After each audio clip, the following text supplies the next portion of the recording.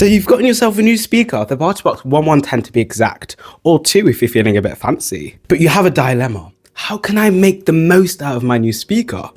Well, don't panic as I bear positive news. 5 ways. 5 ways you can maximize the usage out of your PartyBox 1110. 1110, 110, I don't know how to say it. So you're in an outdoor party having a great time, but there's a problem. The speaker's not loud enough, so you go up to the speaker to turn the volume up, but you get the dreaded ring of death. It's not all negative, however. If you have a cord handy, you can plug it in for some extra juice and more volume. This is possible because the speaker is no longer drawing power from the battery, bypassing this and powering straight from the mains instead. The only caveat to this is you sacrifice waterproofing. The JBL is also water resistance, and hear me when I say water resistance. I know because I've done it and I've sat in the rain with it. However, hear me when I say it's water resistant and not waterproof. You can't completely submerge it because it has a massive obvious hole in the back. And also another note is when you leave it outside, make sure all the flaps are completely closed when exposed to the elements. This helps you to avoid any corrosion to the ports on the inside of the flaps.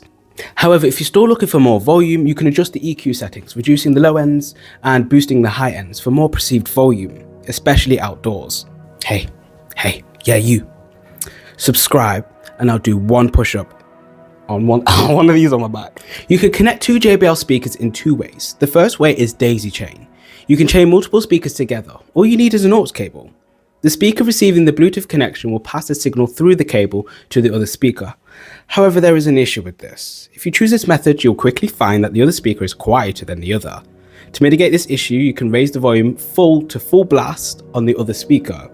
Even then, you could still notice the faint volume imbalance potentially getting worse as you chain more speakers together. The second method is more practical, however you do need another JBL speaker that supports this feature. The feature I'm talking about is called twins. Press the button once for the speaker to make a chime and a blue LED flash. Once both speakers have been paired successfully, you will hear a chime through both speakers at the same simultaneously. And latency is minimal. Every time you pause and play, it does take time for the speakers to respond, as it takes time to sync up with each other and to play the music simultaneously with minimal latency. I don't personally mind it, however it could be seen as annoying when you just want to get straight back into that party or straight back into your music. It will just take a couple more seconds for the music to continue playing. The second positive you get with the twins feature is stereo mode. So when you have 2 speakers paired together, you support full stereo audio between the 2. And the thing is you can have them on 2 sides of the room, and you can have that as the left channel and this as the right channel on either side, which I think is quite cool because you can watch movies with this and latency is low as well. So you're having the time of your life playing music and all of a sudden it stops. You wonder what's happened, then it clicks. Not too long ago, you lent your speaker to a friend. He never disconnected from the speaker, so when he plays his voice message, it bellows through the speaker at full blast. With the JBL PartyBox 1110, you can have 2 phones simultaneously connected to the speaker. It's a bit tacky though, sometimes it works, sometimes it don't. If it doesn't work, that means you have to disconnect from the speaker and reconnect both phones separately through separate. It's so tacky. It's a niche feature, but it's a nice feature to have when it works. At the back of the speaker, you have a USB port. This can be used in 2 ways. First way is USB music playback. This method is highly effective if you want to get the best sound quality out of your speaker, as the audio is coming straight from the USB itself instead of the Bluetooth. You can also use a USB port to charge your phone, outputting 10 watts of power to your phone to keep you topped up while playing music. But do note this can have an impact on battery life. The reason why I say this is because the speaker has a small power supply of 5,000 milliamp hours. And an average phone has a 5,000 milliamp hour cell inside it as well. So let's say you was to forget and left your phone on charge on the speaker while it was playing, it would die much faster as the phone is drawing power from it, it's playing music simultaneously, and it's not connected to the mains. However, fun fact, if you leave your speaker on charge while your phone is plugged into the back of it, the speaker will actually continue charging the device until it's fully charged, even while it's plugged in and powered down.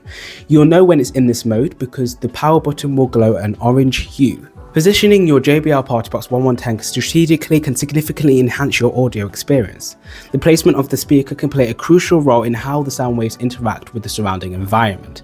Experiment with different locations to find the optimal spot. Placing the speaker near a wall or a corner can amplify bass frequencies, providing it with a richer lower end. If you prefer a more balanced sound, positioning the speaker in the center of the room can help distribute the audio evenly.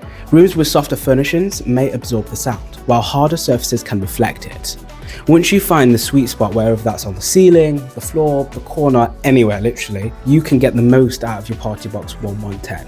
Even if it's just sat on the chair, it's still going to sound good. Wherever the speaker is, it's going to sound good. Some places can yield better audio quality, like more perceived bass if it's in the corner, but wherever you put it, it's still going to sound amazing. And if you decide to buy one, I don't know how to express it. You will not regret buying a speaker. Like even the Encore, which sounds really mediocre when you look at it online, when you probably have it in your hand, you're like, wow, this thing's powerful. And this 1110 is amazing. I love it. I use it all the time. And if you decide to buy one, I can guarantee you will love it just as much as I do. However, do you want to know what makes the experience of using these speakers better? 1 minute. This is a Meta Quest 2, and I've done a video on it, and it should be right there. But using stereo with these speakers and using the VR as well, especially playing horror games, it's horrific.